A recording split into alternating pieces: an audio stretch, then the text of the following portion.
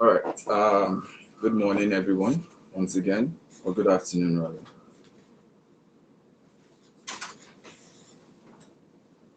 I would like to confirm that we can all hear me, the guests present today. Yes, please. Thank you. Mr. Gilbert, you can hear me as well. Yes, I can hear you. Thank you. All right. Thank you very much. Good morning, good afternoon again, and welcome to the 27th edition of the Evaluate PR, hosted by P Plus Measurement Services. I will be the moderator for today in person of Umwadi Stanley. Um, Today's topic is a very unique one, which talks about transparency and trust. Transparency and trust, measuring PR impact in government communication.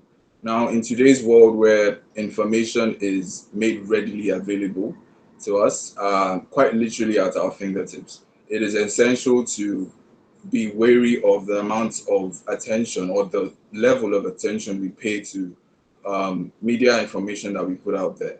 And today's event basically focuses on how governments could better implement these tools or strategies to, if not better, but improve or gain some insights into the way they monitor or take learnings from their previous or future media campaigns or media events.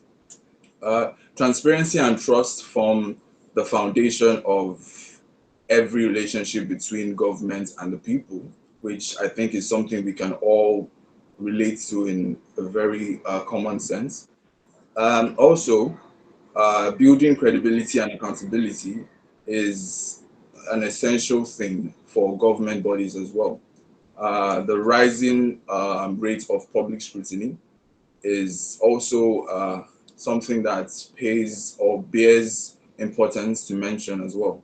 At today's event, we'll explore how transparency and trust are essential to successful PR strategies in government. We'll dive into tools, methods that can be used, as well as strategies that government bodies could imply or embody to improve their current or future campaigns or strategies. Today we have with us some experts in PR, communications, and media as well.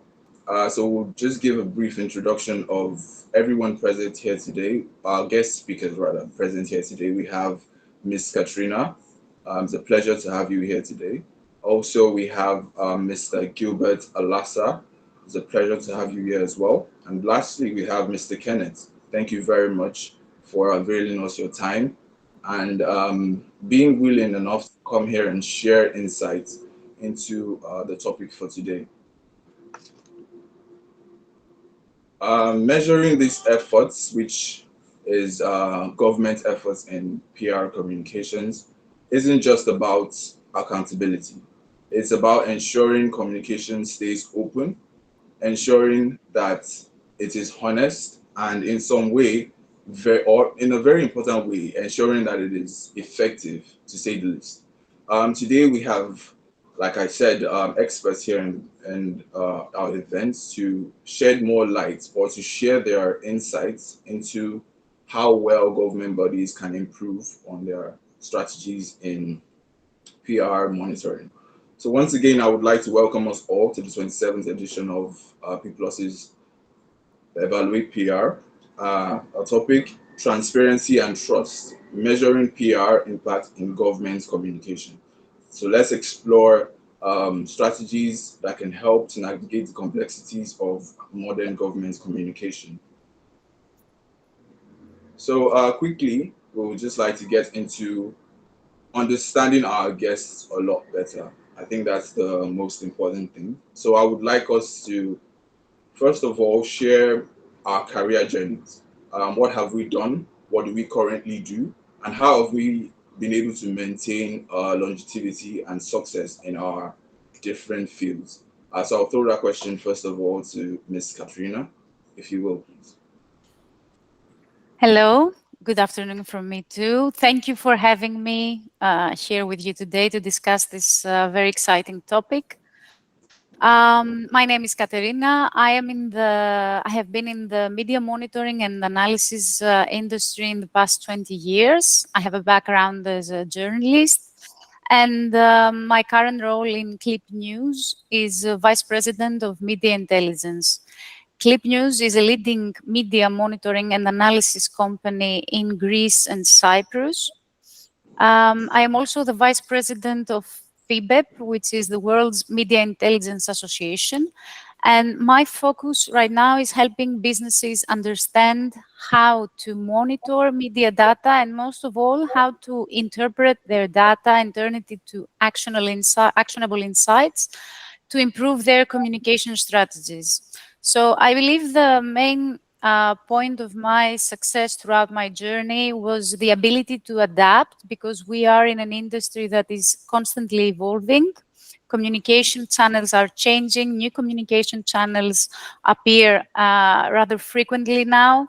So the ability to be able to adapt your services and your analysis methods and combine successfully the technological tools that are available and the artificial intelligence tools with the human expertise and knowledge is what allows us to provide most accurate and the highest quality of analysis to our associates.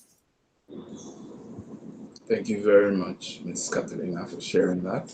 Very interesting, actually. Having 20 years of experience, I think that is something we can all share in, and we stand to benefit from.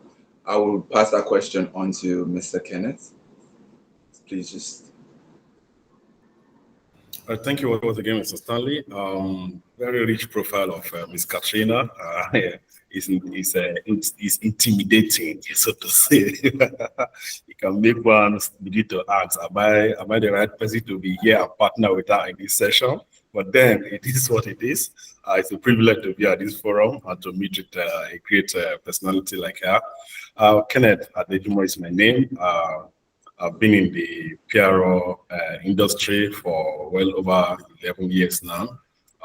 So over the years, I've worked with a number of PRO agencies, and currently I work as the head of corporate communications at NOSA Group, a Nigerian business group which is into a number of businesses shaping and putting greatly into the Nigerian economy. My role as the head of corporate communication cuts across stakeholder management, which include both internal and external stakeholders, effectively managing the relationship and shaping the conversation in the way and manner we want to project our business and its objective to the public and the internal audience. And of course, I have deeply delved into sustainability in our operations, where I drive business sustainability, championing innovative social responsibilities that the organization carries out to ensure that our operational bases across the country, they benefit, they reap from our impact, they get benefit from the business operations in such environment. So this we do considering the human-centric angle of impacting life positively with our operations and giving them social amenities that cater for their well-being. Then also we are richly driving what we call employee engagement in our workplace to position it as an inclusive organization where people can see themselves involved in the daily affairs of this organization. Thereby, we ensure that there is inclusiveness, we promote collaboration, teamwork, and all geared towards achieving the business objective. So all these we have been doing over the years, and of course, we are richly involved in government relations. So that, of course, we have our businesses, our operational base, they enjoy the finest environment in discharging our operations. So these are some of the things I've been involved in collaboration with other team members in the organization to ensure that business is sustained, that business is thriving, and employees are happy and consider where they work as a great place. Thank you. Thank you very much, Mr. Kenneth, for sharing that with us. It was also a very extensive resume, if I say. So there's really not much to be intimidated by. You are doing just as great, if not. So lastly, please let's take Mr. Gilbert. Okay. Thank you, Mr. Kenneth. Thank you, Katrina, as well.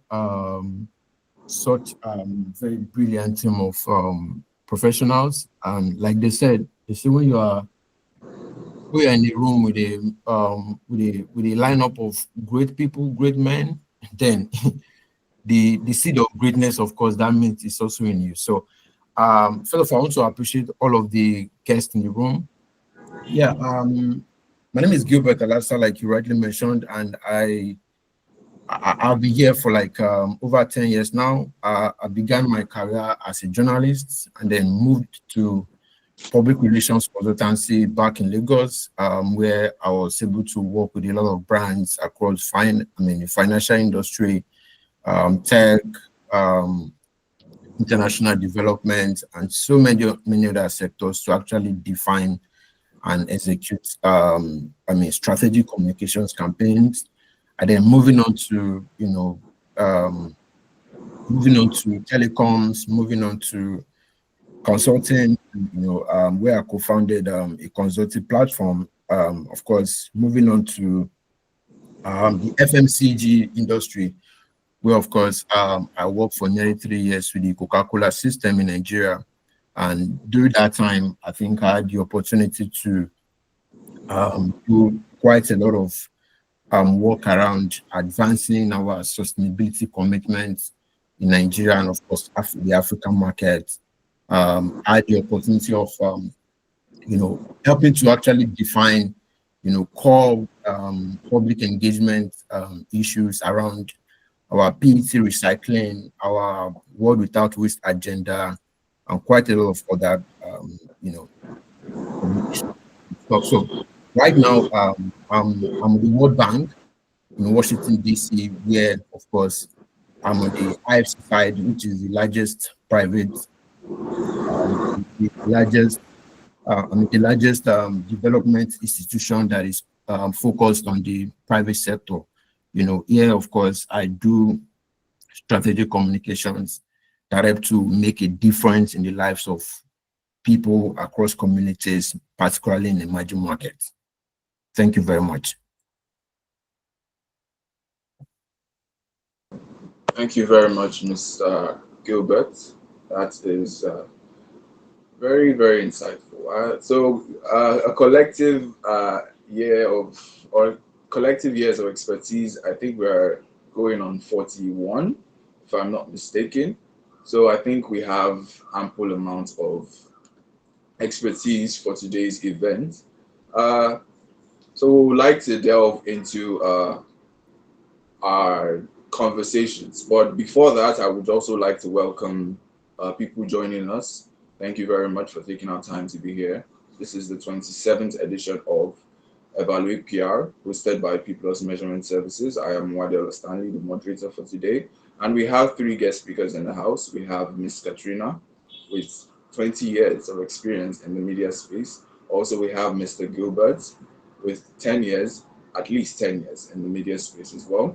And lastly, we have Mr. Kenneth with over 10 years in media space as well. So these are our guest speakers for today's event, and they will be sharing with us insights on the topic transparency and trust, measuring PR impact in government communications. Now, I would like to ask a question, and this question will be directed to you, Mr. Kenneth. How can governments effectively measure the success of their PR or their PR efforts in building trust and sustaining public trust, which I think is a very important underlining attribute to PR engagements, especially from the government? How do they effectively get the measurements of how well this PR campaign did in terms of the resonation it had with the public? Okay, thank you very much, Mr. Stanley. Permit me, my video will be on and off because of where I am. I'm actually in the factory, network at the factory location is not stable. So just bear with me. Yes, once again, I'd like to thank you for the opportunity and thank the Environment of P+ measurement. And my co-panelist here is great sitting on this panel with you. So before I answer that, there's something that dropped in my head that 27th is, today is 27th of the month, and we're talking about the 27th edition of PR evaluation. So it makes it unique and special. So that is why this topic also is very relevant and unique in its own nature. So along the line I speak, when my mic is open, in case you hear background noise, just know that is peculiar in a factory operation environment. So please bear with me. So straight to the question, how can government effectively measure the impact of their PRO reports and building public trust? I will speak on this, highlighting 3 to 5 bullet points. And the first one, I will say, media analysis is very key. For the government to effectively measure the impact of their PRO reports in building public trust, they have to carry out what we refer to as media analysis, which is one of the core areas of P+ measurement. In media analysis, there needs to be a review of the media coverage tracking, monitor the volume and the tone of the media coverage related to the government actions and its PR campaigns. You will agree with me very well that there are tools available that can be used to analyze public sentiment to determine if the coverage is positive, negative, or neutral. If this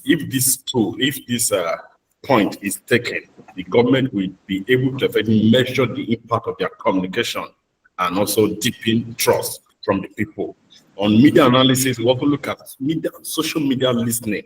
It is very important that every government should find their part in leveraging on the advantage of social media, using social media monitoring tools like to track public conversation, engagement rates, the impression, the sentiment analysis on platforms like X, Instagram, and Facebook is a very key thing the government needs to deploy in measuring the impact of their communication. Another point, because of our time, I will be very brief. I will look at surveys and polling.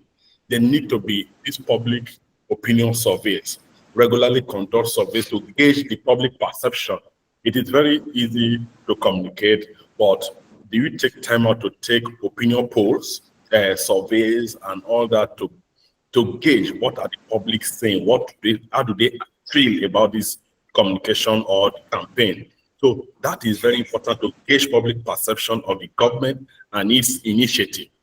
And of course, in doing this, questions should focus on trust, credibility, and approval ratings from the public. So this is another track they can apply that can be used to measure the impact of PRO communication to build trust. Then still talking about surveys and polling, we look at focus group. I don't know if our recent government have ever thought of organizing deploy focus groups to gather qualitative insights on public sentiment and specific PR campaigns or government policies. This is very to gauge the impact their messaging is and ensure and begin to see how much trust they can build. Quickly, I'll move over to a third point, which I tagged behavioral indicators. The public compliance and engagement, here you track indicators like voter turnout. If in terms of election, how well do people turn out? How well do they participate in civic activities? How well do they adhere to public health guidelines? So this is very key to measure the impact of the government communication to the people. And if you get in electoral period, you get a good turnout, it is certain that the people trust the government. If there is what we call a town hall, so to say, a physical town hall, and people turn out en masse, it shows they believe in the government and they want to further hear from the government. So then the government, you look at government guidelines, government procedure, government rules, laws, and all that. How well do people apply them or obey them? So all this will also influence the PR effort of the, it will determine the behavioral of the people. They also look at, still on behavioral indicator, look at feedback mechanism. When I on this, I would say you implement channels such as hotlines and maybe Google Forms for citizens to provide feedback about government communication and services. Randomly, government at various sectors or ministries or parastatals can initiate these metrics to track, to measure how the people, what they think about them, and the level of trust on their policies, their guidelines. I'll move on to the fourth, and I'll wrap up from here. We'll look at engagement metrics. When we talk about engagement metrics, we're looking at the event. We'll look at, okay, let me give you start. Event attendance and participation in we look say measure attendance or participation rates in public events or forums organized by the government. I mentioned this earlier, so this is also very key. The more if there is a large turnout of participation in government or public activities organized by the government, it shows there is a good connection between the government policies, communication, and the people. Then we can also deploy website and social media analytics. They are all there, the tools are all there. Analyze the traffic to government website, social media engagement metrics like the likes, the shares and comments they get on their posts to understand the reach and how much the message resonates with the people. These are some tactics I feel will help the government to actually measure the effect of their communication to the people. And let me chip in this. Okay, we can't do without, there's always crisis. In crisis management, how can government effectively measure the impact of their communication? After a crisis or controversy, then it is very important for PR practitioners to evaluate the effort, the influence on the public to see how much they can recover trust reposed in them, assess changes in sentiment and trust pre-post the crisis. So here it is very important to measure this. The government needs to be very timely in their communication.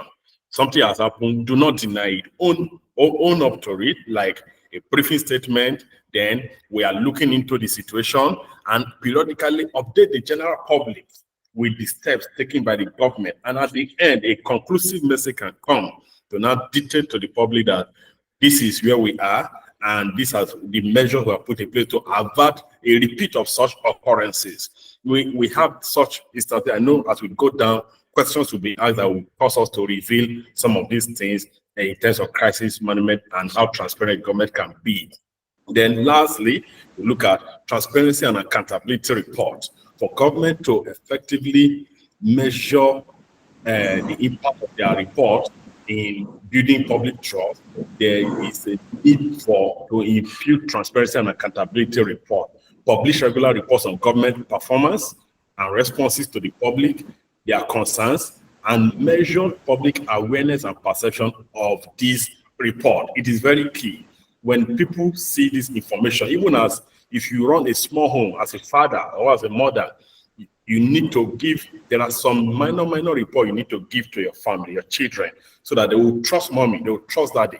Even as an MD, as a manager in your department, you need to give some accountability report to earn the trust of your subordinates. So conclusively, I would say that effective measurement of PR impact on public trust requires a mix of qualitative and quantitative approaches, continuous monitoring, adapting strategies based on feedback and results, of course, will overall enhance the effectiveness of government PR and its efforts in fostering trust to the people they govern. Thank you. Thank you very much, Mr. Kenneth, for a very in-depth analysis on that question. You have done great justice to the question. And also, I would like to put this to our guests today. If we have any questions or maybe additions, we can just pen them down. And then at the end of the event, till end of the event, we'll take questions and whatever contributions we might have. Mr. Kenneth, thank you very much for that. You touched on some very interesting topics, and then you also took your time and broke them down, giving us in-depth analysis on every single one of these topics. That is greatly appreciated. Given the difference in government landscapes, I would like to also throw that same question to Mrs. Katerina. What role does transparency play? Sorry, how can governments effectively measure the success of PR efforts in building trust and sustaining it? Okay, first of all, I will agree with every point made by dear Mr. Kenneth. Transparency and trust are essential pillars of any government communication. So in order to be able to understand, to send the proper message and also understand if your message is being perceived properly by the people, it is essential to have a monitoring and analysis service to track all of this information. So this monitoring service serves a dual purpose. So first of all, it is to measure how and to what extent your message is being communicated across all the available channels of communication. So first of all, is to establish that our message is out there. And secondly, it is to understand how people respond to the message that we are sending and if our PR effort is successful or not. So in order to do so, you need to have analysis in place. This analysis is either quantitative or qualitative. So it has to do with quantitative figures, such as volume or which channel has better response in order to be able to communicate better with the people. But also it has qualitative KPIs in order to measure the sentiment, the engagement rate, and have a clear picture of what people are saying in order to be able to understand if ultimately people trust the message the government is sending out.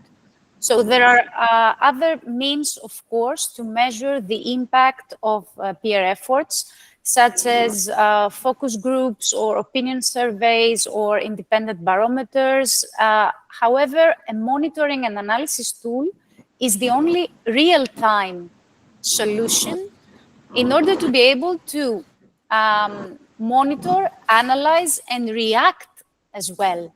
So having a real-time system to be able to show us if our message is being heard properly and perceived right, gives us the ability to be able to make corrections and alter this message in terms either of the audience that we are targeting, of the phrasing that we're using, in order to make our message heard even better. So my suggestion is to combine a technological solution, such as a monitoring and analysis platform, along with the expertise of the people performing the actual analysis, and those who are actually getting these results and making sure that the message and the results are aligned. Thank you very much, Ms. Katerina, for that. Yes, I would say that you align greatly with Mr. Kenneth and what he has said. So I think it is safe to say that it is not just about putting out PR strategies or campaigns. It is very important to also measure them and to understand what feedback these certain strategies are getting in terms of the target audience and in terms of the message that is intended. Thank you very much for that. I would like to throw a question to Mr. Gilbert. What role does transparency play in government PR strategies? You know, and how can we measure its impact on public perception? Thank you, Stanley. And yeah, to begin with that, I think I would like to begin with a story, an experience. So back in Lagos, I recall a colleague reached out to me once, and then the colleague, of course, was working in government, and they had this negative report that came out from one of the ministries or one of the agencies of government. And The gentleman was asking me, to help them. I mean, I was working, of course, with another organization, of course. So he was asking me if there's a way I could help them to pull down the story, And the request was not new to me because, of course, I know very much that much of how government handles PR over the years, not just in Nigeria, for historically, it goes with all of those what I call black art strategies, those guerrilla strategies that are not actually, that are not actually in the book, right? So, and the interesting thing about that is that it just shows you how government or even people in the private sector still see PR. So we think that what make our PR to be effective is actually in those dark strategies of pulling down stories or trying to spin or trying to do all of those things, which at the end of the day only complicate the issues. So the point I would like to make here is the fact that transparency is not something that is only peculiar to government. It's something that I think is peculiar to every element, every sector. I mean, every part of communication, deserve that sense of transparency because that's the currency of engagement. That's the currency of trust, right? So to answer your question, I think that, transparency, one of the things that transparency does is that it positions a government as a strong partner of choice. Now, we live in an age of collaboration. We are now away from all of the things we know about competition. So the world, everybody is shaking hands, trying to, make things happen. As we speak, the United Nations General Assembly is ongoing in New York, and the actual purpose of that gathering is not the beautiful speeches, it's not in the rhetoric and all of the things we are hearing from every government, from every institution. It's actually the idea about collaboration. So what transparency does is that it positions a government to actually be trusted for those high-level sort of partnerships that actually bring development to the people, right? When the people and the institutions actually believe in a government, right, partnerships happen that actually lead to development.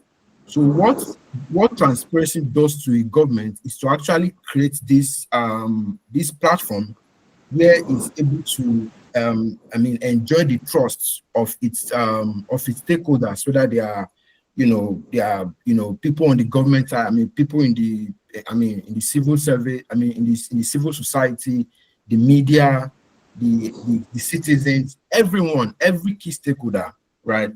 So I think that was very key. I think the other thing is that transparency is also like what I would call the currency of citizen leadership. So by citizen leadership, I'm talking about a situation where the people take the initiative, to actually contribute to the growth of their own society, right? So when people trust a government well enough, right, they are able to come to that point where they feel they are part of the government, they feel they are part of the solution, right? But in situations where we continue to see all of the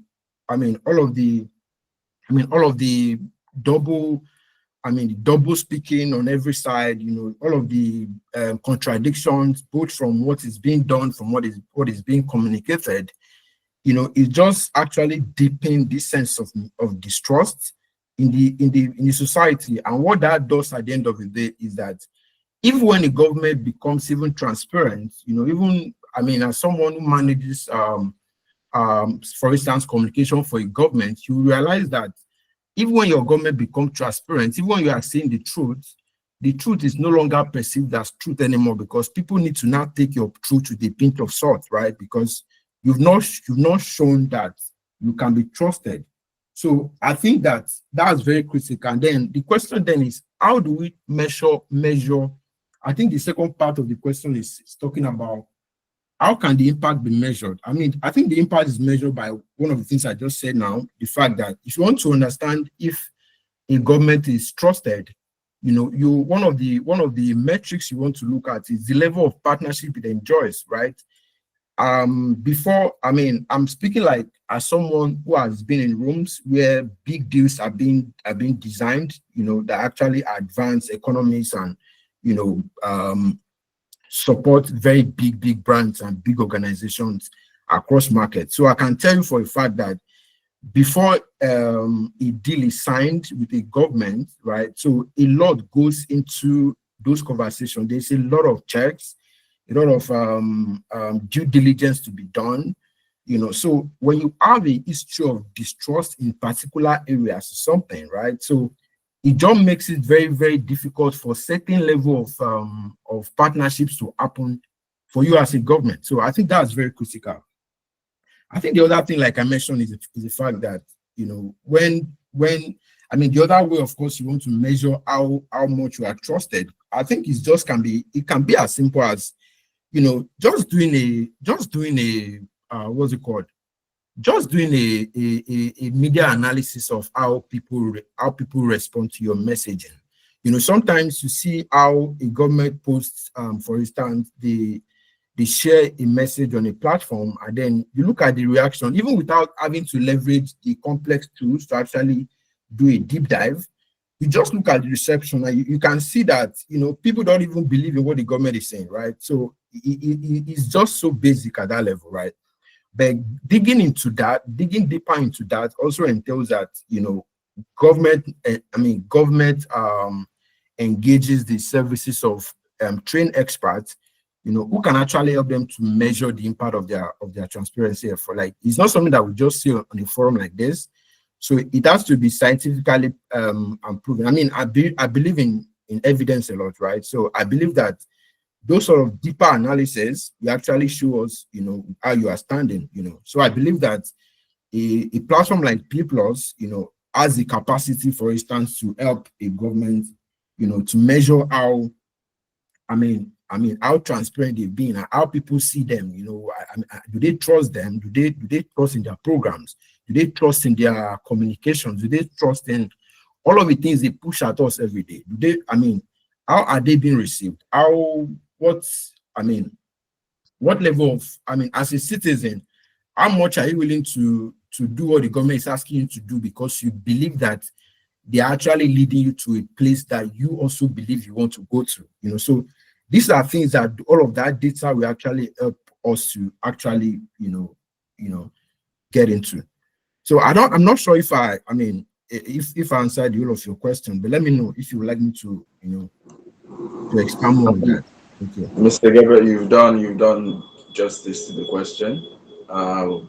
We really appreciate you breaking it down and giving instances and the story you told at the beginning to kind of buttress your point before diving deep into it. It is greatly appreciated. And yes, you have, to some extent, given some insights into the question that was asked, that it is not just about putting out that campaign. You need a human input to kind of, or experts to kind of come in and analyze what the feedback is from the public. And yes, that question is one that bears, I think, a lot of importance to our topic today. And I see some hands up. Your questions will be taken at the tail end of the event. So we'll move on to some other conversations. I would like to ask Ms. Katerina if you could provide us with some examples of successful government PR campaigns that you have, you know, witnessed and have significantly enhanced transparency and public trust.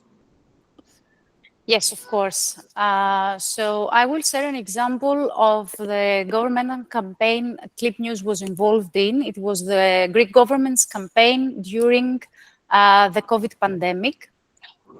So the approach to the communication towards the public about this crisis. So the key components of the campaign was that, first of all, there was a daily televised briefing held out by health experts, providing updates on COVID issues, the number of cases, hospitalization, even fatalities.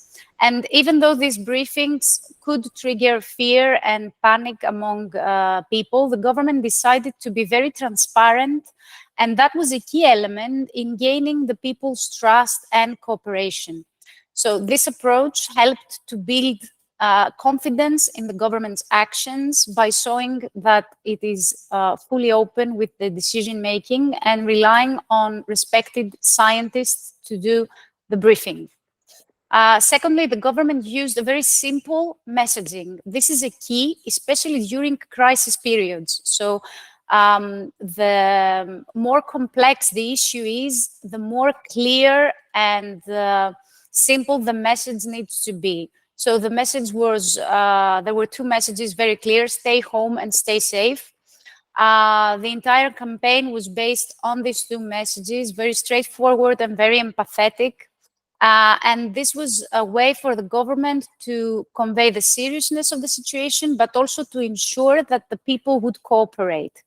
These messages were also communicated across through all the available channels. So print media, websites, social media, radio, TV, every available media outlet was used, but the message did not change. The message was clear, precise, and consistent. A lot of figures were used, public persons, famous actors, and people that could generate friendly emotions from the people. And a special campaign was held for vulnerable groups. So Clip News was trusted to monitor the entire campaign and analyze both the publicity and the public reaction to the campaign. So this meant gathering and analyzing a very large amount of data from all the available sources, going through the sentiment, going through the key messages and key metrics, and pinpointing the details of the messages that were not being perceived correctly. So this helped us to pick up whether the public was in line with what the government was saying, whether the public was trusting the government and would comply with the measures or not. So being able to understand and see what the reactions of the people were allowed us to communicate this to the government and adjust the message in order to better fit what the analysis data were showing us. So Greece's example was a very successful one because the country recorded very high levels of compliance with the health measures, mainly due to the fact that the government was transparent in its communication. So this is something that proves the importance of transparency, not just in the overall communication campaign of our government, but more importantly, during a crisis period. Thank you very much, Ms. Katerina, for that. So yes, this also buttresses on the point of today's topic, and we're glad to have experts in the building, I would say. And so yes, transparency really is a very important metric in measuring how well the PR campaign went, and in terms of resonation, how well do people or the intended targets understand and gravitate towards the point you're trying to make. And Ms. Katrina mentioned something very important: using simple methods of communication. In terms of in situations of crisis, you don't want to over saturate the media. You just want to let people get the important points, and then get your message directly across, which is an important thing in a crisis especially. Thank you very much for that, Ms. Katrina. I will throw that question as well to Mr. Kenneth.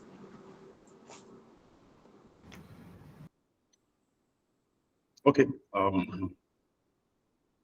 Thank you. Okay, I just want to be sure I'm audible. Okay. Yes, you are. Okay, all right, thank you. Okay, if I'll give an instance, I'll climb here. You look at the recent cholera outbreak in some states of the nation.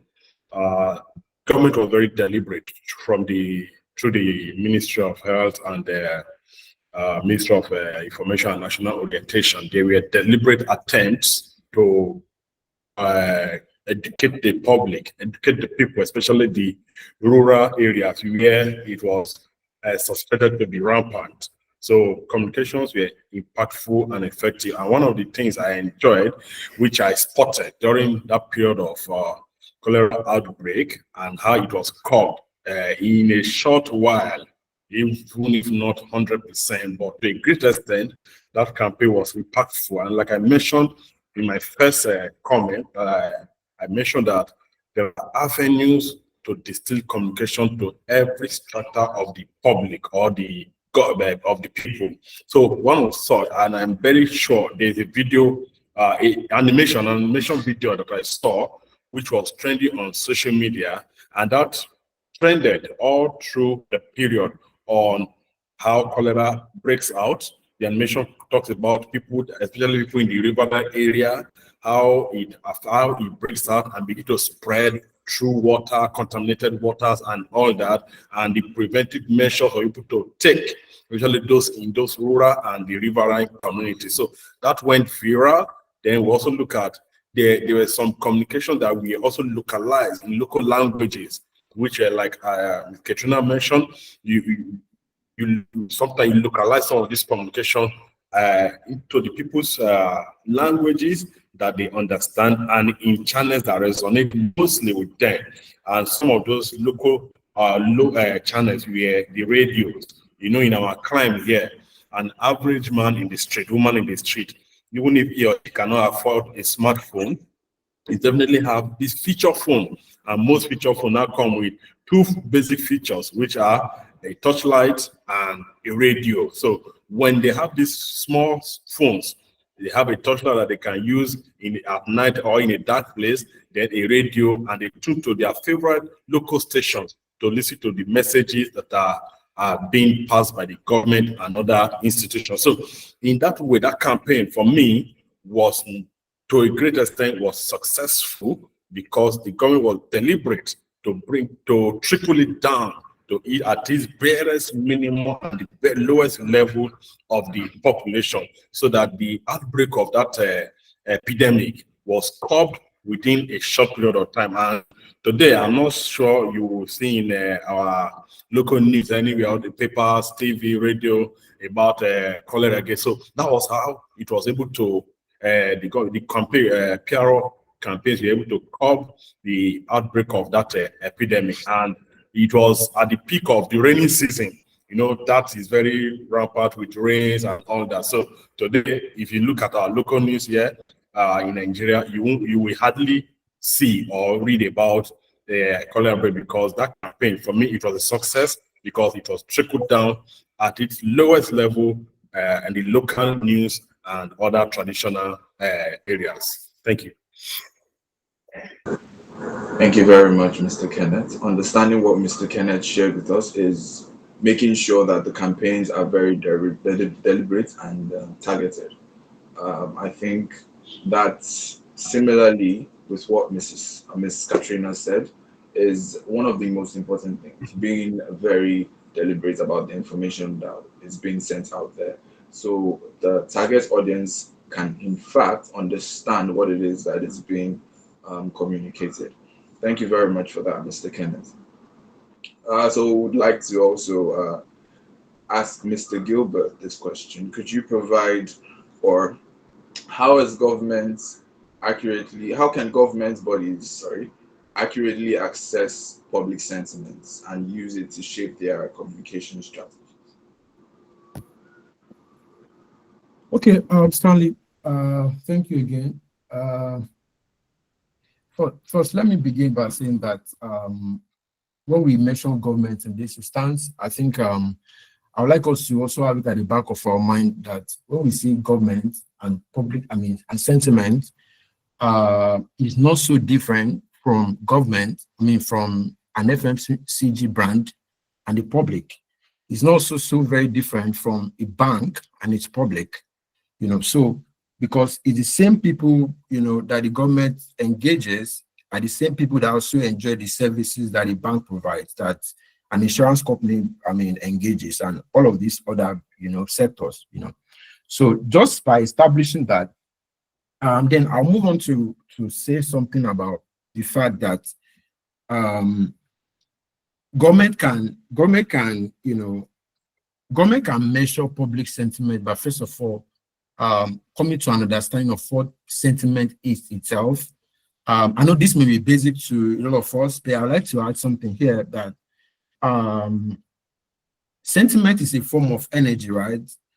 For those of us who did physics, so you understand that everything that has shape and has that occupies a space, we call it matter. Now, even though sentiment cannot be seen or touched, it can be felt because it's an emotion. It has its own composition, as a thing, as a substance, as it were. So now the question then is, understanding that sentiment is an emotion that everybody actually everybody actually embodies, right? Now, the next thing to now understand is how do we measure that, and what does that mean for a government, right? So the first thing we have to realize is the fact that, the same way government engages someone who is happy is not the same way the government engages somebody who is not happy. So the same way government engages somebody who just feels indifferent is also different from, so there are just a lot of blocks that we need to first of all understand in terms of understanding public sentiment, and then now even going down to how we measure that sentiment. So in measuring that sentiment, I think we can begin with a research, right? So we need to understand, the coverage, the media coverage, from media coverage. What do we know from media coverage in terms of how the public perceives this government, say government A, in this instance. So how does the public perceive this government? What do they think about this government in terms of education? What would they think about this government in terms of the programs? What would they think about this government in terms of, the way it manages a crisis like what we saw during COVID, for instance. So understanding all of this, we now have to then go further, by probing all of these blocks. So like I established from the beginning, somebody can be positive, somebody can be negative, somebody can be neutral, but of course there are also gray areas as well. So meaning that the mere fact that people are not happy, or they are indifferent, or they are sad, is not everything that we need to know. So there are gray areas that are not captured within those 3 blocks. So a detailed media analysis will actually provide all of these insights. Why am I saying this? When you see a story, for instance, about PET, or maybe like what's it called, like about PET bottles on the street or something, right? That's a bad story for somebody else, but that's also a good story for somebody else. So we need to understand what the issues are at that level, at that very nuanced level, to be able to measure accurately. Why am I saying this? If you look at the case of what is going on in Nigeria right now with the Borno flood issue, for the Borno state government as a stakeholder, that's a negative. That would be negative. All the sentiments from that experience, from that event, are just going to be negative because they speak bad about the government. They speak bad about their planning. They speak bad about how the government actually steward the affairs of the people, and things that actually relate to their well-being, right? But to another person who perhaps maybe works in an agency that is trying to build a business case for climate change and the climate crisis, who of course needs a lot of narratives that buttress the fact that climate change is actually a business case. That's a very good story, because of course, for those of us that understand the conversation, there is a block of people who believe that climate change is just a gimmick, and people are just using it to actually siphon money or get grants all over the world and everything. And there's also another group of people who believe that, man, this is an issue that needs to be resolved. So the fact that there is a crisis in Borno right now does not exactly mean it's going to be negative. So if you go to the media now to run your media analysis, for instance, and using all of these tools that we know about, all this meltwater, all of these tools that all of us use, it's going to come across like the Borno crisis is negative, right?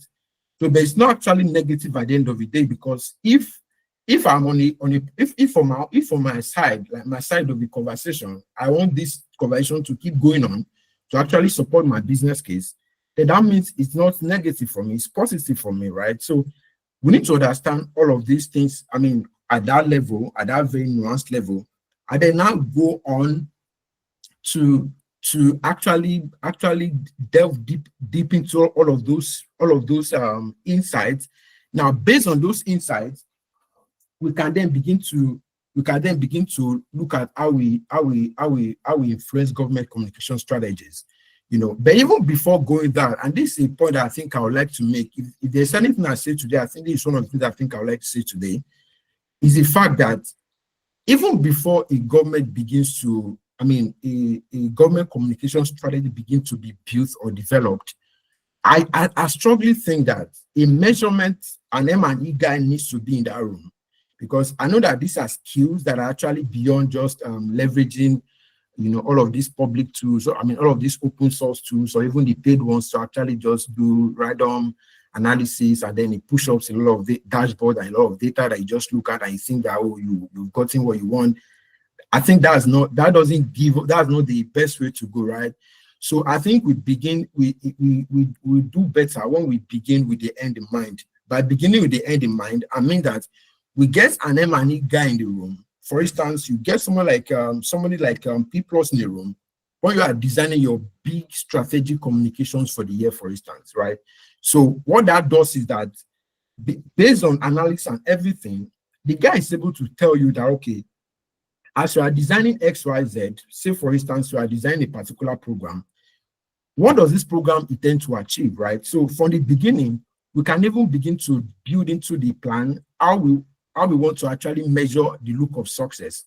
Because from my experience over the past how many years, what I realized is that for communications campaign, they are just designed with this idea of, okay, they are designed with very vague objectives that are not actually measurable in the first place. So, for instance, in PR, there's something they always say, when you work with, when you work in sectors like entertainment, for instance, they just say something like, oh, we want buzz, we want buzz, we want buzz.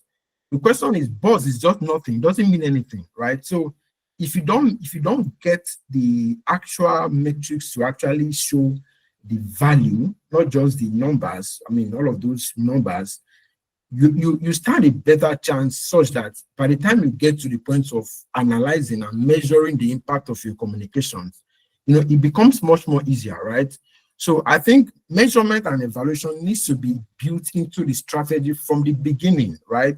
Before you even begin to build that communication strategy. So I think this is very, very, very, very, very key. And then going further, I think that, the government should actually begin to be much more, how do I put it now? Now, I'm speaking to the comms guys managing government now, because this is not the government, they are not the experts. So the comms guys in the government, I think they need to be much more open. They need to be much more open to this whole conversation about M&E, because, of course, a lot of the time I see this antagonism and everything. So I feel that when they are more open, when they see M&E as a partner, right, as a partner for progress, it can help them to actually see into what they do, how they can improve things, and how that can, because sometimes you realize that you are just spending money in the wrong way. You are just, you are essentially wasting budget sometimes, because you are spending money in activities that don't add so much to what is supposed to be your objective, what's supposed to be your look of success. Those things are not promoting your look of success, but you are putting so much money into that. So at the end of the day, if you don't bring all of this into all these M&E elements from the beginning into your communication strategy planning, you are going to realize that you are either wasting money in the wrong thing, doing the wrong thing, communicating to the wrong people, and then your message is not being properly received, and then you are just going to end up at the end of the day measuring what is not valuable, and at the end of the day, it doesn't make you even look serious, right? Now, and the point I would also like to make is the fact that, for instance, which is why I think that platforms like P+ are very critical, is the fact that, so imagine, for instance, that a government is running a campaign and then they need to go to a very remote village in Oyo State where, for instance, there's no, those guys are not on social media, they are not on Instagram, they are not on TikTok. So a lot of those people, maybe they are old women, they are old men, they are illiterate or something, and then you have to leverage some sort of different strategy to actually engage those people. Now, ask me, if you are leveraging your Meltwater and your Google Analytics and what have you to be tracking anything or to be gauging anything, trying to look at sentiment from that part, you are going to realize that, one, you have nothing to track because those guys are not even there talking about that program you just implemented in the first place. So what that tells you is the fact that you are going to end up not actually getting the real deal because those people they are not in those places you are looking at. So I just feel that these things need to be much more nuanced. I will need to bring the whole of this expertise into how we approach the whole correction of our public sentiment in government. Otherwise, we're just going to, remain at this level of, tracking mentions, media clips, what have you, and all of those things that just don't add anything to the correction at the end of the day. Thank you very much, Mr. Gilbert, for an extensive analysis on that. From what he has said, or what I picked from what he has said, I think it's very important to understand that not just in government, but then in general PR measurements, we need to redefine the methods that we use in actually collating sentiments. And the example he gave of rural areas and how well do you feel you can access sentiment from these areas using measurement tools, which is a very important and interesting point that he brought to our notice. Thank you very much once again, Mr. Gilbert, for that. I would like to ask a question. We've established by this point in the events that transparency is in fact very important in PR measurements and in government campaigns. I would like to ask Ms. Katerina, how can governments balance the need to showcase transparency with the need to control the narrative of whatever PR campaign they put out?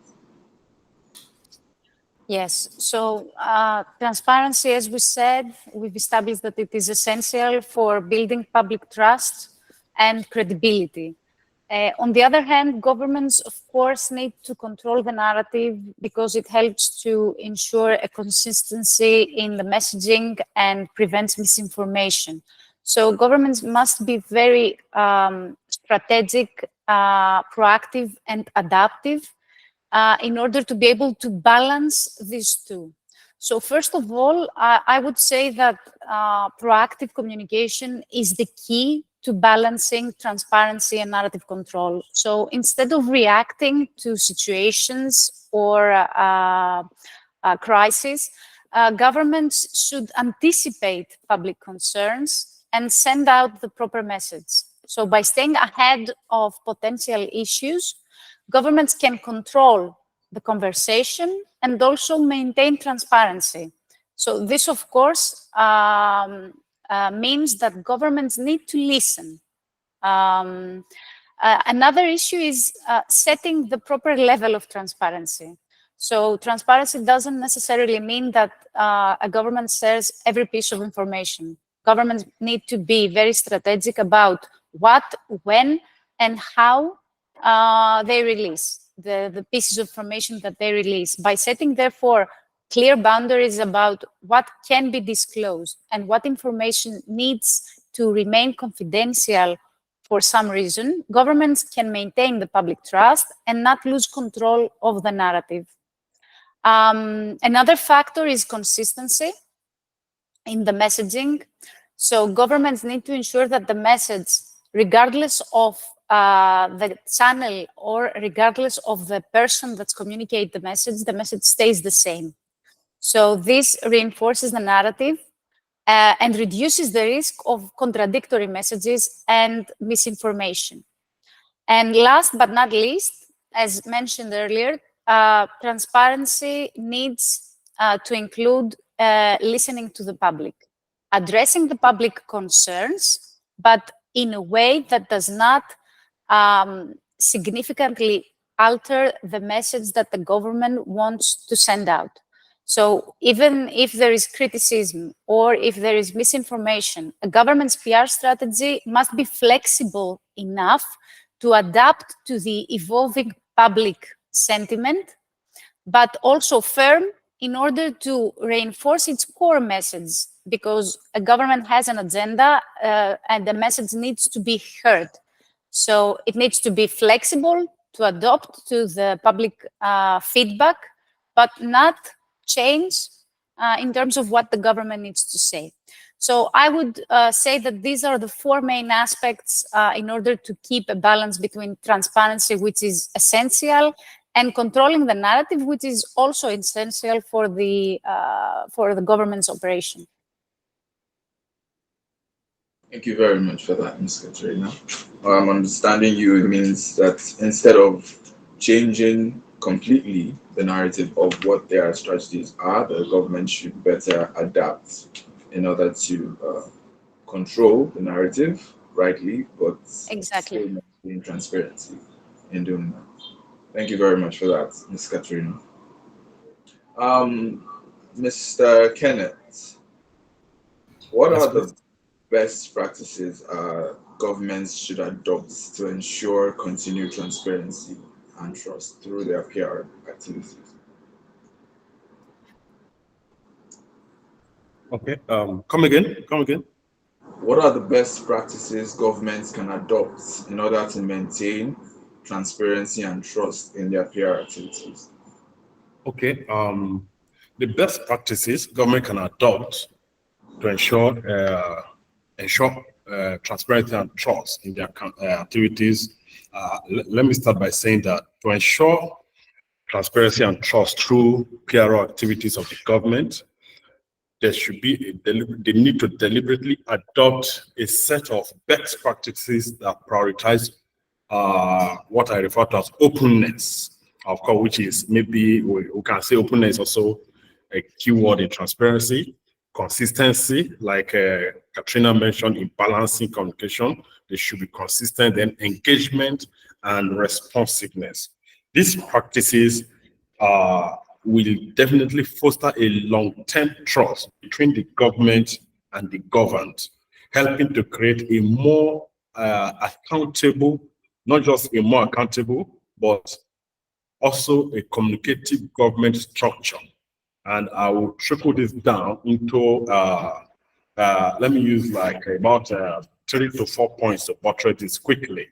In looking at the best practices government can adopt to ensure transparency and trust through its activities. One, establish clear communication channels. This is very, very key for PR people. When we want to deliver a campaign, one of the areas we look at is target channels of communication. The government should have dedicated platform for each communication. This will help to maintain official communication channels such as the government websites. You find out that there are some state governments that don't really have an active website. Of course, the federal and its parastatal, they all have. So this practice would help in deepening its transparency and building trust. Then, of course, social media account. There are some states of the federation in our crime, Nigeria, that are very, very active and proactive on social media. So, and of course, the press office is very, very important. It will help to regulate updates in the public. These platforms that I've mentioned, the website, social media account, press offices will provide timely information and accurate information about policies, government decisions, regulatory information, and its services. Then, of course, in establishing a clear communication channel, these channels should be accessible to the target audience, which is the people.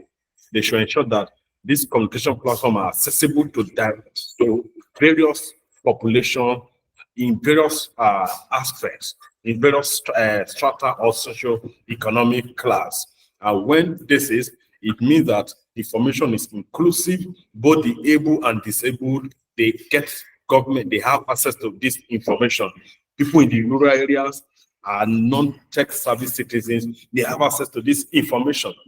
And in making it accessible, my colleague, Mr. Gilbert, was talking about breaking down the channels, and he talked about if we're using SEO, Google this, Google that, there are some members of the population that will not be able to access those.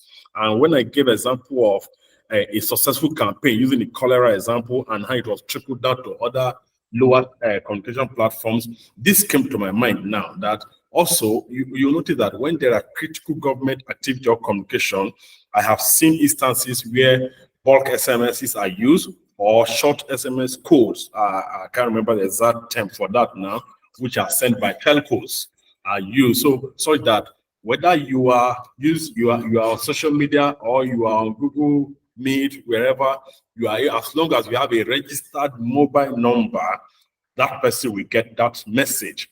And some of these messages, I'm particularly in the northern part, they know how to localize their conversation with short SMS, short code messages. So this is how, if the government put this in as a best practice in communication, it will deepen trust and transparency. Then, of course, language is very key. Like I mentioned earlier, localizing the subject matter so that everybody understands what they are talking about.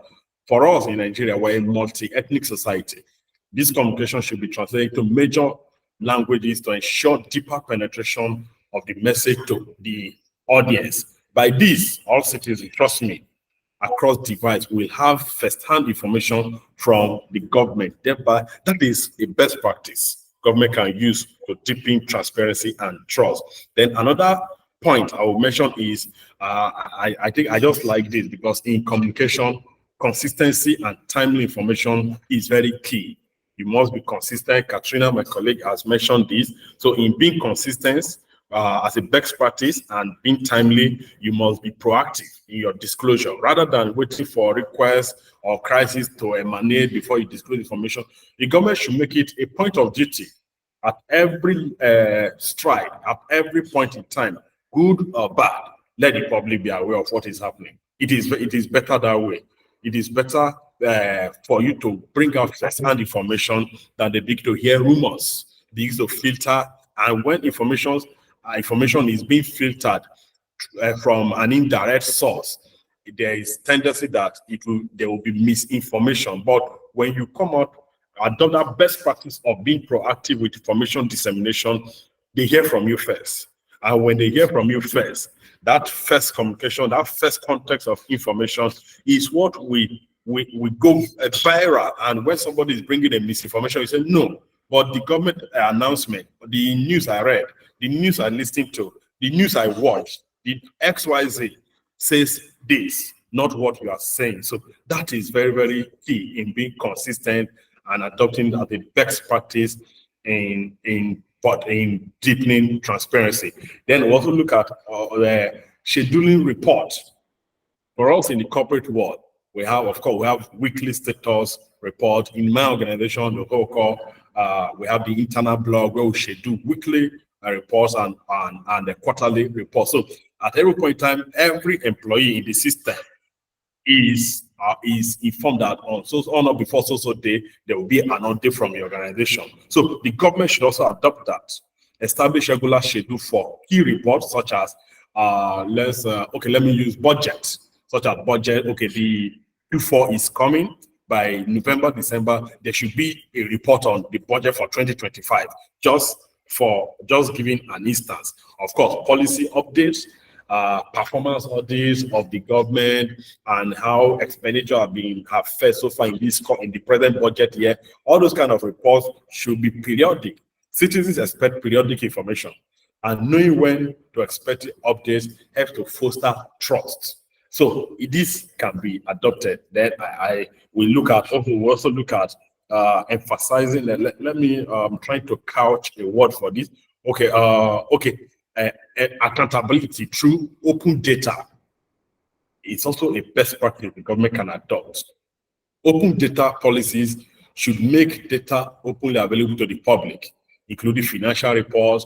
We have, of course, there is this particular channel of the government in our clime, which is very accurate with information. That is a National Bureau of Statistics. If you go there, you need data on the economy, economic activity, and all that. Even you go there, you get real-time data, unemployment rate, the level it is at the moment, XYZ. So such open data policies should be adopted to include which this will impact and show performance metrics of the government in disseminating information. Then interactive platforms can be created periodically, such as user-friendly dashboards, which are on these websites, where people can give feedback to the government and its activity. So when this are adopted, of course, trust me, it will help to deepen the trust they require from the public.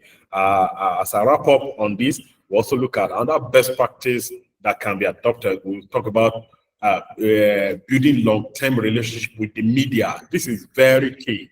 For every successful PR practitioner, he or she must, let me use that word, have a long-term relationship with the media, not just the media, but key media practitioners who are the people that can help you get information out at a finger snap or in a twinkle of an eye. So engage with the media. The government should engage the media as partners. If government treats the media as an essential partner in its transparency journey, this will help to deliver regular briefing, press releases, and even open access to information that will help to build positive relationship and ensure accurate reporting. There will also this will also take us to periodically having open press conferences, which can be held where journalists we have a opportunity to ask relevant questions that are emanating from the feedback they get from the people. They are now like the mouthpiece of the people to the government. In the past, in our nation, I remember in the past, we used to have a presidential parley periodically, quarterly or thereabout. I remember then the government will announce, okay, the next presidential parley will happen on so day. Guess what? I remember how my dad will cause us to stay glued to the television and watch that parley. It's always an interactive session between the president, the sitting president, and key editors who are invited across various platforms, broadcast, print, radio, and all that, even online platforms. They all come together and they begin to drill the president with pertinent questions that they have seeped from public sentiment and perception of government activity. So these kind of conferences, open conferences, will ensure that journalists have access to the government officials and interview them, grant them interviews for purpose of clarity on prevailing subject matters in the general public. Of course, we'll also look at another best practice to adopt to ensure transparency in we'll look at addressing public concerns promptly. This is very important for the PR team of the government to be responsive in their communication. They should respond swiftly to public inquiries, concerns, or misinformation where such emanates from, which can easily degenerate to a crisis if not well handled or responded to. Ignoring or delaying responses can erode trust. So one of the best practices to get the trust of the people is to respond swiftly. If it's on social media, is a very open platform that people can reach. Anybody can reach anybody at any point in time from the confines of their home, or just because they have a smart device handy. So when such questions are reached, we in the private sector, like we have a team that is monitoring our social spaces to ensure that our content online, what are people saying, what is the interaction we are getting, are there questions, are there inquiries, we respond to them properly. So that is a best practice. And once you do that, your impressions will increase and you are able to respond promptly to people and address their concerns. If you don't do this timely, it can degenerate to a negative comment from anybody or any quarter. Then ethical standard, of course, must be upheld. Ethical standard in communication, the government should develop and adhere to such guidelines across their communication, ensuring that information presented are accurate and responsive. Then let me cap it by saying this is where Stanley will like this one now. Let me sit down and like that. So measure and monitor trust transparency. In your best practice to ensure government activities gain trust, they should monitor public sentiment. Like Gilbert mentioned this deeply. Use surveys. I've mentioned this also earlier. Use surveys, opinion polls, social media listening tools, which are available on Instagram, X, Facebook, and other platforms. They also organize focus groups at regular intervals to gauge public sentiment on transparency and the trust they repose on the government. This will help to identify areas where transparency efforts are working and where improvements are required. Then adjust the PR strategy. You know, your PR strategy must not be like one-way traffic. It has to be a two-way traffic. It needs to be flexible. I can't remember if it was Katrina Gill that mentioned that flexibility in communication based on public feedback. Government should adopt their communication strategies to be and should continuously improve on that. Don't just, it shouldn't be cast in stone. It should be flexible. Should be open to changes so that you can accommodate. You can tweak your campaign, tweak your strategy to ensure that you still deliver the content of your communication. These efforts will help, if adopted, will improve best practices for government communication. And of course, it will ensure that the ongoing transparency and trust journey will embrace openness, proactively engaging with the public, and of course remain responsive to the citizens' concern.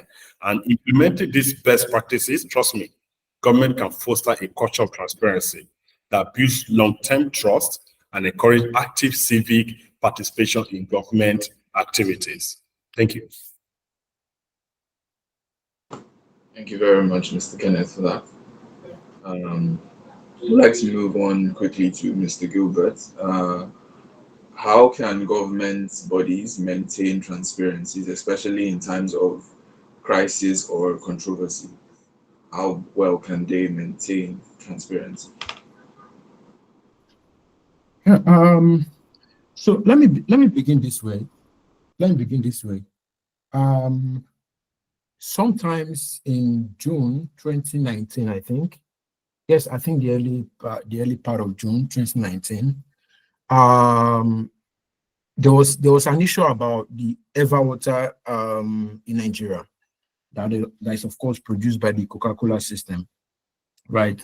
So what happened was that there was a batch of water that, you know, in the course of production, we realized that it had a bit of color, you know, which of course means that it was not safe for drinking, right? So because we have an internal process in place, we're able to actually detect that immediately. And then what we did, of course, some of those water, of course, some of them had gone out, right? So one of the first thing we did, of course, was to actually reach out to NAFDAC ourselves. I mean, if you go on Google to search this story, I mean, you will see a lot of, you get the backstory. So what we did basically was that we reached out to NAFDAC and we let them know that this was an issue. I mean, this is what was going on. And this is what we're doing about it. And then working with NAFDAC, of course, NAFDAC had to also release a statement to say this is what happened. I mean, so basically, I'm not trying to belabor that incident. The point I'm trying to make here is the fact that whether there's a crisis or not, a government needs to be very, very transparent with itself. Like, so there's the transparency begins with yourself. So it's like what they say when they say, if you don't love yourself, you cannot love other people. So if you are not transparent with yourself, now it becomes very difficult to be transparent to the world outside of you. So I think it begins with that sense of transparency from the get-go, right? So then the other point I would like to make is the fact that, you know, it's not enough to be transparent now.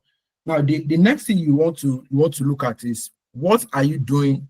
What are you doing during that period? So what you do during a crisis matters more than what you don't do, you know. And I think this is where your responsibility as a government, you know, actually comes very strongly. And how do you begin to layer all of that now?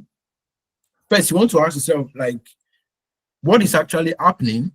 You know, what are people saying? Who are the people impacted? What is the scale of the impact? You just need to actually understand what is going on in the first place, right? And you're only able to achieve this by leveraging what they call leveraging media analysis. Again, media analysis that is not just machines, like we said initially, like we established before.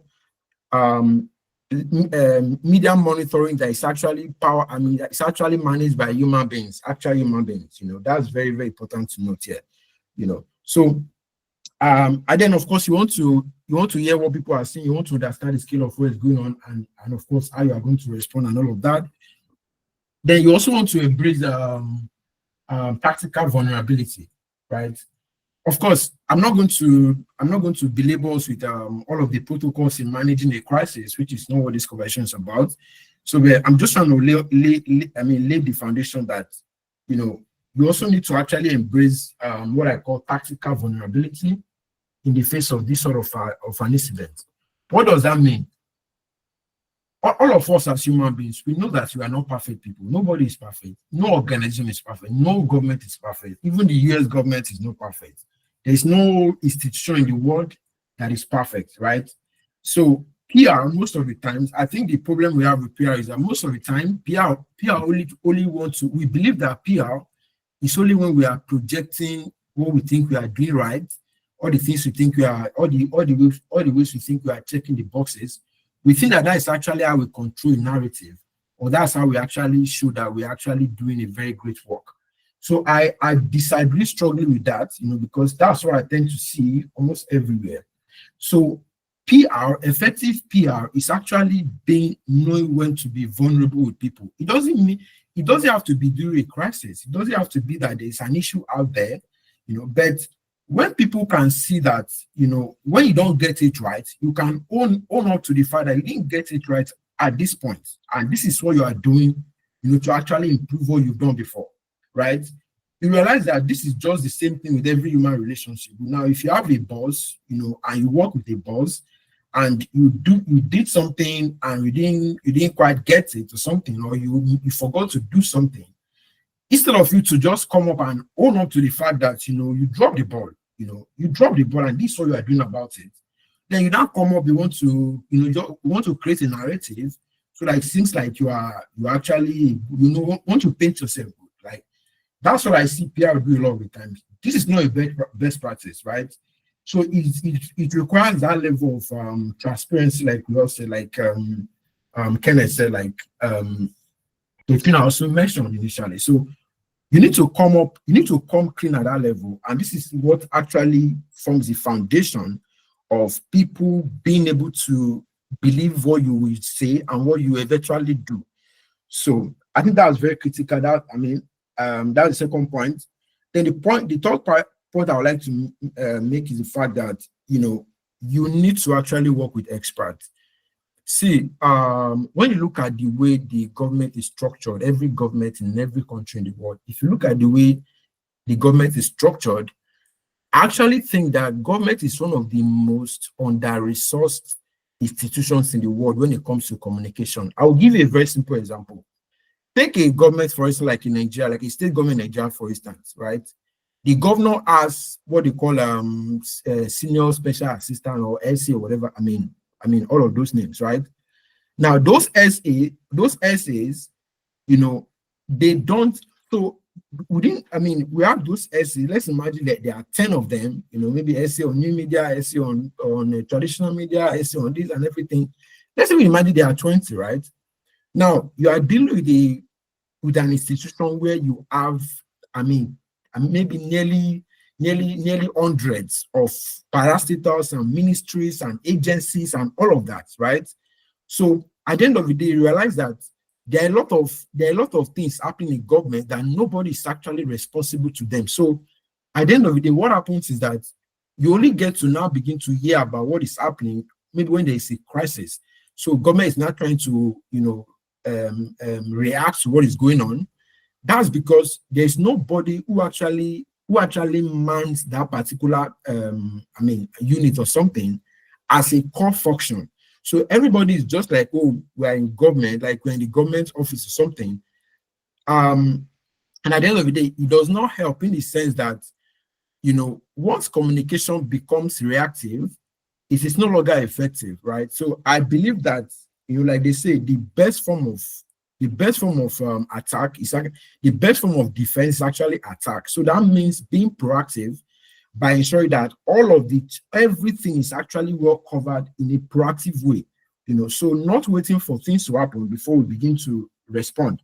So, like I said, government is so under-resourced when it comes to communication. So what I think the government, what needs to happen is the fact that, because we cannot ask you to recruit more PR guys, more comms guys, what you may want to do is to actually work with experts, maybe on a consultancy basis or on as needed basis. So what that means is that when you have a crisis or during, some of those times of controversy, like you mentioned, you want to work with the experts who understand the issues, who can see, who are not blinded by, who don't have the kind of blind spots that you have, because you are within the government circle, and it's always very easy to assume that things are in a particular way because you've been there for such a long time. You don't know what is happening on the other side. So you need somebody that doesn't have those blind spots to come into the picture and actually show you from an expert perspective what actually needs to be done and how it needs to be done. That's very critical. I don't want to belabor that as well. And then there's also the very, very big elephant in the room. Guys, look, when we tell ourselves that, in managing a crisis, do this, holding statements, do this, listing more, track mentions, what's it called? Know how to, all of those things that we know, all of those protocols that we know. The core thing is, if you do all of those things right, and the government is actually not taking the right actions, this is not communications now. Taking the right actions. So, for instance, you have an issue where, for instance, like what is happening right now in Nigeria about, I'm not going to mention names, I'm sure we are familiar with the story, about a particular agency in the country where somebody allegedly was supposed to go to the prison, and then the person was actually not, the person never spent a day or so, or weeks, I don't know, in the prison, and the person was moved to a facility outside the prison, right? These are very serious issues. So the question then is, even if you are managing communication for this particular ministry, for instance, at this point in time, you can follow all the steps you want to follow. But if the government is not doing the right thing in terms of taking the right action, sanctioning the officers and making it so transparent, making the investigation so transparent, and doing what they say they are doing, and people can actually see all of those things being done, and then beyond that, proceeding to take further reforms that people can actually see, that sort of trying to correct all of the loopholes that allow those sort of practices to continue in the system. If you cannot go all the way, at the end of the day, all of your communication ingenuity is still zero. It still amounts to nothing, because it again shows, it again actually now add up to the whole distrust about government. Of course, like we all know everywhere, government trust is so, I mean, people don't trust the government, you know, whether in the US or in France, in developed nations, people don't trust the government. So when you don't take the right actions by confronting those elephants in the room, you are going to end up at the end of the day doing all the right thing and then still build up and then still continue to sustain that culture of distrust in government. So I mean, I think I would like to just stop at this point so I don't belabor the topic. Thank you. Thank you very much, Mr. Gilbert. Sorry, Stan, I don't know if I can share something in addition to what Mr. Gill just said. All right, we'll take that quickly. Okay, quickly, please. Thank you, Mr. Gilbert. I think that's expansive. I like to add, look, in especially taking our government, for instance, on the issue of communications personnel in the government, in our government. You see a particular government having SSA, special assistant on social media, XYZ. They have plenty. The truth is that if you look at our climb in PRO, I think Nigerian Institute of Public Relations, even PRO CAN, which is a public PRO consultancy of Nigeria, at various points there has been a clamor that the government at all levels, federal, state, and local government, should employ or make do with PRO experts.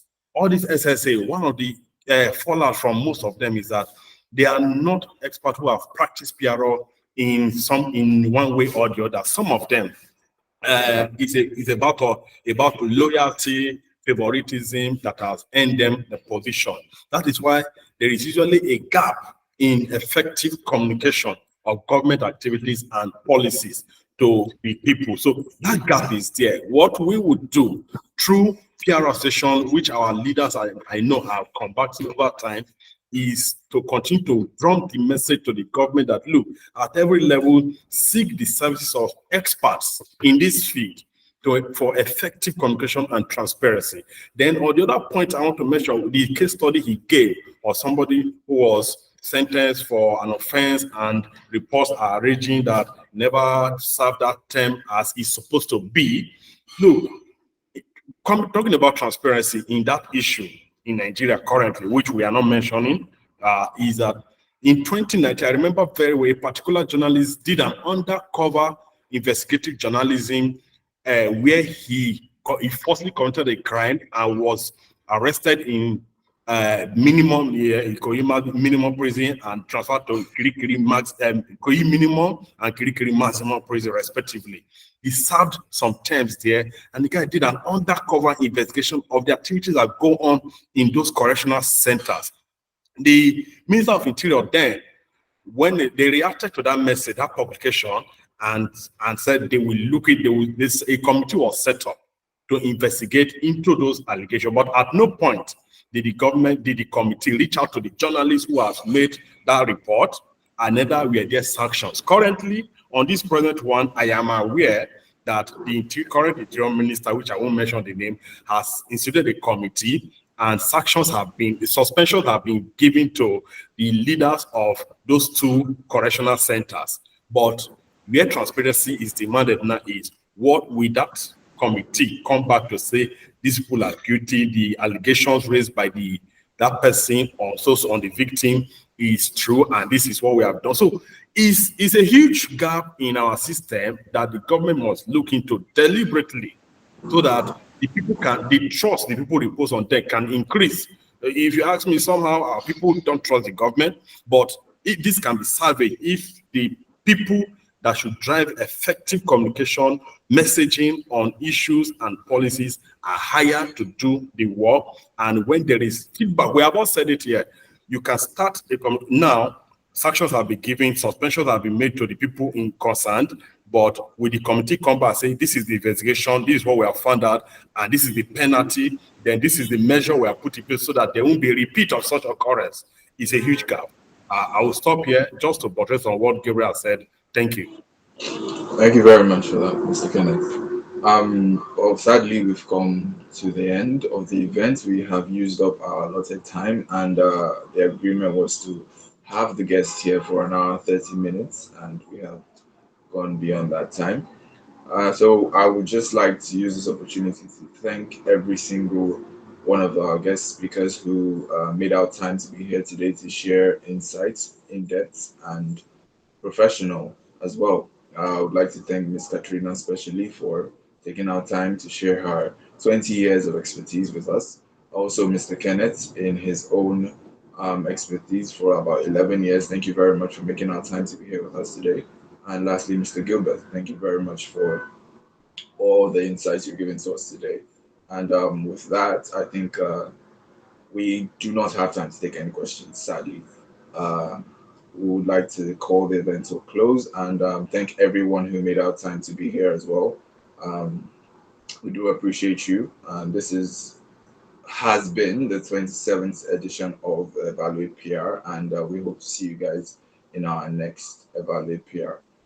Thank you very much.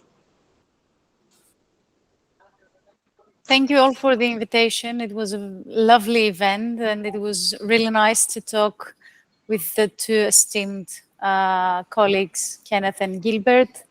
And I'm looking forward to the next one. Thank you very much. Thank you very much. Thank you too. Thank you, Katrina. Wish you the rest of the day to be best. And thank you, Stanley. Thank you, everyone, for joining. It's my pleasure. Thank you, everyone. I thank you to my wonderful colleagues. Such a beautiful time sharing the moment with you. I mean, staying in this room with you and learning and here. I mean, just exchanging ideas and all of that. And then I also want to actually congratulate P+, for actually holding the fort. I mean, you've been the man in the wilderness, shouting about the coming of the Lord. The lone voice in the wilderness. In an industry where people don't actually appreciate M&E so much. I know how much Philip has been doing over the years. I mean, to actually trying to bring awareness, to this very critical element of communications. Thank you very much. And then to all of the listeners, thank you for joining us today. Thank you very much. Thank you very much, Mr. Good. Thank you very much, Mr. Good. All right. Do have a lovely day. All right. Bye.